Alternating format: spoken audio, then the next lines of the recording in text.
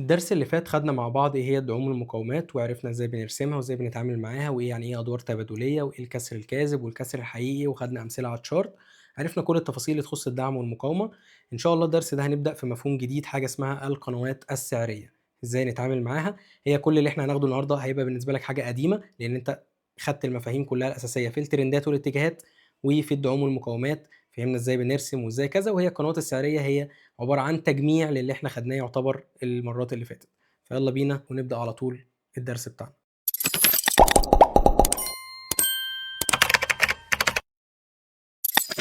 السلام عليكم ورحمة الله وبركاته، معكم دكتور خالد البربري، ودي دورة تعليم التحليل الفني. هنبدأ إن شاء الله مع بعض النهاردة بحاجة اسمها القنوات السعرية، ودي حاجة كده شبه الدعوم والمقاومات والترندات بالظبط، هي أصلا مبنية عليها. إيه الدعوم؟ إيه القنوات السعرية دي؟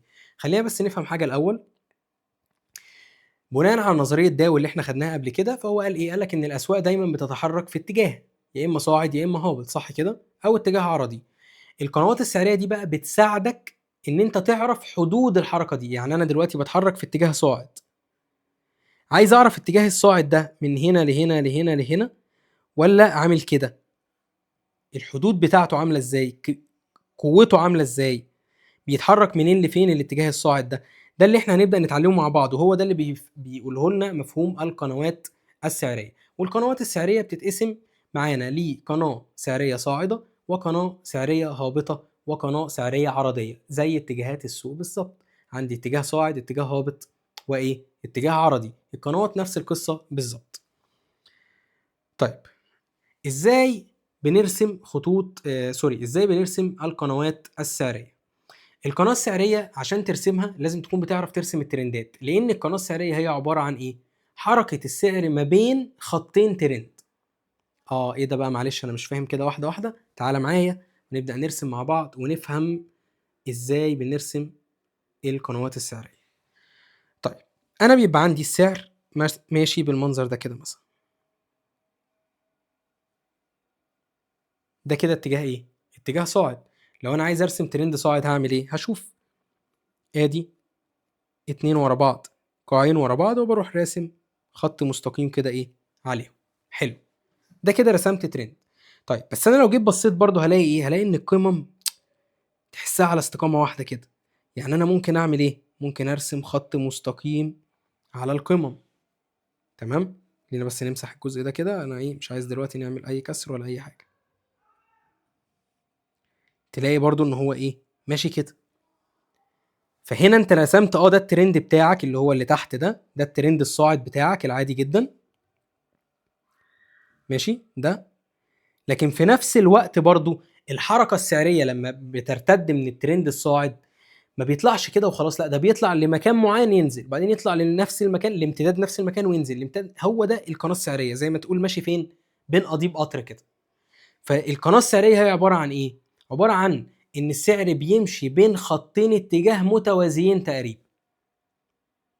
يعني الخط ده لو جينا كده عملناه زي ما كنا بناخد زمان، ده الخط ده موازي للخط ده.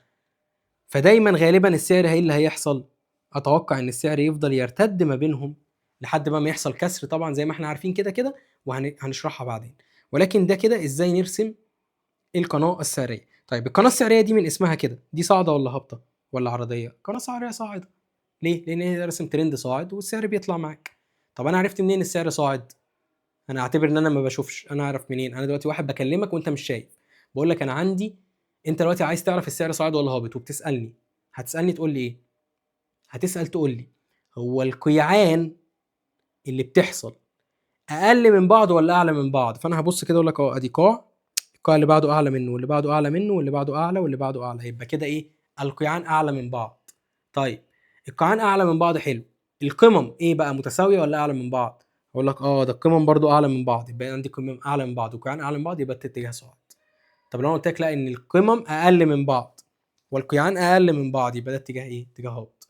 طب لو جيت سالتني وقلت لك ده هم كلهم تقريبا على نفس الخط، يبقى ده اتجاه ايه؟ اتجاه عرضي. فهمنا؟ حلو جدا. فانا عشان ارسم قناه سعريه لازم الاول ارسم ايه؟ خط اتجاه او خط ترند، ماشي، من القيعان الاول ده لو اتجاه قناه سعريه صاعده. وطبعا احاول اضم اكبر عدد من القيعان جواها. يعني انا هنا عملت ايه نجليكشن او تجاهل لده، ليه؟ لان هو مش على نفس الخط، لان انا عندي دي 1 2 3 4 5، اسيب 5 عشان واحد؟ لا طبعا، هرسم على ايه؟ على الاكتر. ونفس القصه فوق، انا سبت مثلا، خلينا نقول ان ده واصل وده مش واصل، يعني انا خدت 1 و2 و3 و4 و5، نفس القصه. فانا احاول ان انا اضم اكبر عدد من القمم والقيعان مع بعض، بس برسم ايه الاول في الصاعده؟ برسم الترند الاول اللي من تحت اللي هو على القيعان. خلاص كده، حلو. ده كده القناه السعريه الصاعده. وبحاول احط فين مستوى المقاومه بتاع المتحرك، مقاومه متحركه يعني ترند، تمام كده، على الايه؟ القمم، زي ما احنا لسه قايلين، على اكتر عدد نقط يكون ملامس لاكبر عدد نقط ممكن اقدر اعمله. كل ما يزيد عدد النقط كل ما كانت القناه السعريه دي افضل واقوى واحسن. خلاص، حلو جدا. طيب لو انا عايز اعمل العكس، عندي اهو ده اتجاه هابط، صح كده؟ ليه؟ قمم اقل من بعض وقاعان اقل من بعض. هرسم الترند بتاعي ازاي؟ اول حاجه اعملها ارسم ترند. فالترند هنا بتاعي بيترسم ازاي؟ هيترسم على القمم. لو انت مش فاكر ارجع يا باشا للدرس الايه بتاع الاتجاهات اهو. خلاص، ده كده ايه؟ الترند بتاعي. حلو. ضمنا فيه كام قمه دول؟ 1 2 3 4. طيب هل ينفع ارسم على اللي تحت؟ هل هم على استقامه واحده وموازي؟ تعال نشوف كده. ده في 3 هم دخلوا معايا موازيين، يبقى دي كده قناه ايه؟ قناه سعريه هابطه. الخط ده موازي لده. تمام، موضوع سهل وعبيط جدا، وهو الترند، بس ايه يعني بقوا خطين مش خط واحد. تمام، حلو جدا. طيب لو انا دلوقتي عند قمه مثلا من دول، ماشي، احنا اتفقنا بنرسم على ايه؟ لقينا مثلا هنا في شمعه عامله كده، الديل بتاعها طالع كده. هل بقى اروح عامل الخط كده يعني ولا ايه؟ لا، هتجاهل الديل ده وارسم على جسم الشموع. عشان لو طالما جسم الشموع كله على استقامه واحده يبقى نرسم على جسم الشموع. نفس القصه هنا، ممكن يكون عندي شمعه كده وليها ديل كده، بس باقي الشموع عادي معموله كده. هتجاهل الديل ده وارسم على جسم الايه؟ جسم الشمعة. تمام، حلو. طيب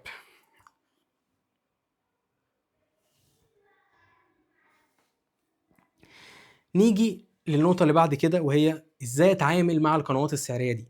يعني لما احدد قناة سعرية خلاص طلعتها على الشارت، اتعامل معاها ازاي؟ هتداول معاها ازاي؟ اول حاجة في القناة السعرية الصاعدة، انا بدور دايما على صفقات الشراء، ما بدورش على صفقات البيع. يعني انا لو طلعنا هنا هعمل ايه؟ هستناه ينزل واشتري، مش لما يطلع فوق ابيع. لا، ليه؟ لان انا عندي الاتجاه الاساسي اتجاه ايه؟ اتجاه صاعد. خلاص، لكن اللي فوق ده هستخدمه كايه؟ كاهداف.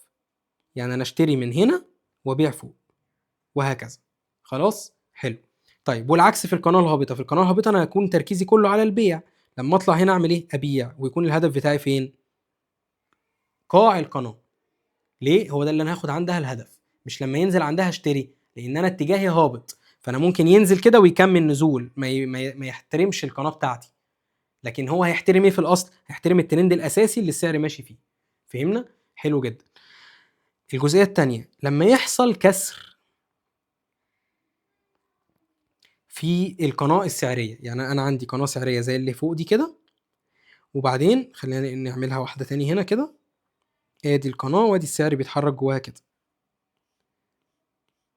لو حصل كسر زي كده والسعر نزل هنا وده كسر، هعمل ايه؟ انا عامل امتداد للقناه. لما يجي حصل عندي كسر بالمنظر ده كده، عشان ااكد الكسر ده لازم يحصل انعكاس بعد ما يخرج السعر من القناه السعريه. يعني هو دلوقتي خرج اهو بكسر كده، ايه اللي هيحصل؟ زي ما اتفقنا، هو هيرجع هنا وبعدين يكمل ايه؟ نزول. ماشي، فلازم يعمل لي اعاده اختبار عشان ياكد بالنسبه لي الكسر ده. طب الكسر ده لما يحصل ايه اللي هيحصل؟ يعني لما يكسر لي قناه سعريه صاعده، السعر هيتحول للهبوط. فبرضه القنوات السعريه قنوات تبادليه، مجرد الكسر مثلا لقناه صاعده هنتحول لاتجاه هابط. ممكن نعمل قناه هابطه وممكن نعمل اتجاه هابط ما فيهوش قناه. ما هو الفرق بين الاتجاه الهابط والقناه الهابطه ايه؟ ان هو يكون ماشي بين خطين متوازيين. طب هو لا، مش ماشي بين خطين متوازيين بس نازل، مش مشكله بالنسبه لي. تمام، حلو جدا. اللي بعد كده، لما يكون مثلا عندي زي ما احنا راسمين كده ادي قناه سعريه صاعده، عشان ااكد ان السعر هيصعد من هنا لازم ايه اللي يظهر عندي؟ يظهر عندي شموع تأكيدية للصعود، انعكاس، شمعة هامر، شمعة بنبار، شمعة أي حاجة من اللي احنا خدناهم من نماذج، شمعة انجلفنج، ابتلاع، أي حاجة من اللي احنا خدناهم زي بالظبط الدعوم والمقاومات زي ما كنت بتعامل معاها. يعني مش مجرد ما جه هنا هو بص دكتور خالد قال في الفيديو احنا أول ما ينزل عند القناة من تحت وهي قناة سعرية صاعدة اشتري، فتلاقي ان هو نزل هنا وراح عامل كده وراح مكمل نزول، فتروح بايه عامل لي بلوك وتقول الراجل ده مش فاهم حاجه. لا يا باشا، انت اللي ما كملتش الدرس للاخر، انت كل اللي انت عملته ان انت سمعت وقفلت الفيديو. انما انا جيت قلت لك اهو دلوقتي ايه، انت لما يجي عند منطقه معينه المفروض ان انت عايز تشتري من عندها، اشوف السعر اتفاعل ولا لا. طب اشوف ده ازاي؟ عن طريق الشموع. امال احنا ليه خدنا محاضرات الشموع؟ ما هو انا لما اشوف الشموع عملت ازاي، هل عمل شمعه حمراء كبيره كسرت كده المستوى ده، ولا عمل شمعة خضراء بعديها راحت بلعاها مثلا؟ يبقى انا عندي كده نموذج ابتلاع، عندي همر، عندي دوجي بعد شموع كبيرة مثلا حمراء، كل دي نماذج انعكاسية. فانا اتأكد ان السعر فعلا هيكمل الايه، الصعود بتاعه من المنطقة دي. تمام. طيب حاجة كمان، انا دلوقتي خلينا نفترض ان انا عندي اتجاه كده، قناة اهي، القناة بالمنظر ده، خلاص. فانا عامل حسابي والله ان انا هيجي المنطقة دي لما ينزل هنا، يعني انا متوقع بقى ان هو ينزل اهو هنا مثلا، فانا هعلق صفقه باي عند المنطقه دي. كلام جميل جدا. فهو فعلا نزل هنا، وبعدين لقيت مثلا عمل لي شمعه حلوه جميله كده، شمعه مثلا هامر ولا حاجه، فخلاص اتاكد بالنسبه لي الصعود ان شاء الله، فاخد باي. حلو. احط الستوب بتاعي فين؟ واحد هيقول لي ما انا هحطه تحت الشمعه دي. لا، وقف الخساره بتاعتك افضل شيء يكون اقل من الايه، من الدعم اللي قبليها. ما هو كل نقطه من هنا طلع من عندها السعر، لو احنا رسمنا عندها خط افقي هيبقى ده دعم وده دعم وده دعم، زي ما دي كده مقاومة ودي كده مقاومة، صح كده؟ فهنا المستوى ده، الدعم ده، انا الستوب بتاعي هيكون فين؟ هيكون اسفله. ليه؟ لان هو لو لا قدر الله نزل وكسر دي، فالدعم ده هيتحول لمقاومة، فبالتالي بالتالي فعلا كده هيبقى تأكيد بالنسبة لي تغير اتجاه. لكن هو ممكن يكسر كده صغير، كسر صغير، يبقى كسر كاذب ويكمل تاني صعود. فهمنا؟ فمن الاخر كده ده خطأ بشوف ناس كتير بتقع فيه، ان هو بيحط وقف الخسارة على اعتماده على اخر دعم مقاومة هو فيها. لكن الصح ان انت تعتمد على القمة موقعان القديمة، مش اللي انت واقف عندها. تمام. بس دي يعني كانت حاجة كده عشان انا شفت ناس قبل كده كانت بتقع في في الخطأ ده بشكل مستمر. حلو جدا. احنا كده خلصنا القنوات السعرية، عرفنا كل ما يخصها، عرفنا ازاي بنتعامل معاها، عرفنا قبليها الدعوم والمقاومات، وعرفنا الترندات. خلينا ناخد دلوقتي بس مثال من على الشارت. دلوقتي انا عندي المنطقه دي اتجاه هابط، صح؟ طيب نرسم ترند كده، ادي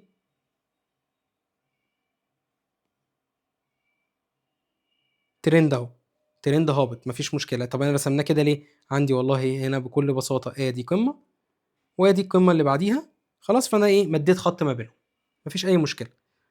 حلو جدا. طيب هل ممكن ان يكون عندي قناه سعريه؟